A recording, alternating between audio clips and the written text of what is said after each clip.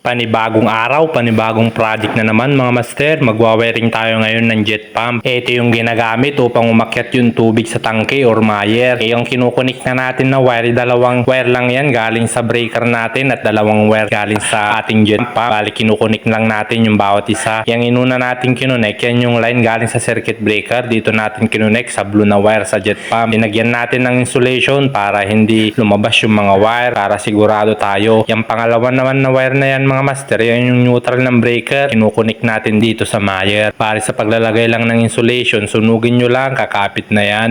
Wala kasi tayo nabiling tape, kaya ito na lang, safe rin naman ito mga master. Madali lang naman mag-wiring nito mga master kasi coral cord lang naman yan. Yung blue na wire yan, dun mo ikukunik yung line ng breaker. Yung brown naman, dun mo ikukunik yung neutral ng breaker. Bali ganyan lang mag-wiring mga master. Pagdating naman dito sa tangke or pressure switch, madali lang din naman. Sundan nyo lang yung nasa video. Sa mga hindi pa pala nakakaalam, 20 ampere pala yung ginamit namin breaker yan at 3.5 na wire. Yung kulay green na yan, wire, yan yung galing sa jet pump. Dito natin ikukunik yung isa. Yung pangalawang wire naman dito sa kabila. Ito siya mga master. Bali, yan yung galing sa jet pump natin or motor pump natin. Itong black naman na wire na to mga master, yan yung galing sa circuit breaker natin. Dito natin ikukunik yung line. Yung neutral naman dito. Bali, magka-separate yan o magkahiwalay yan mga master para mapagana nyo. Magkahiwalay yung wire din sa jet pump natin, magkahiwalay rin yung wire dito sa ating breaker. Dito siya nakakunik mga master. 20 ampere yung breaker natin.